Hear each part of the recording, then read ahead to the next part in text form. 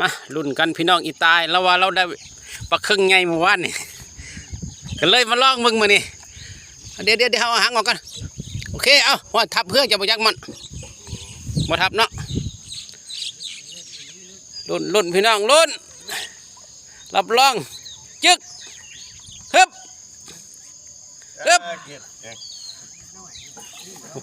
โอ้ยพี่นะเอาอีหลีพี่น้องหางแดงโอ้ปลาดุกไอต่อเลย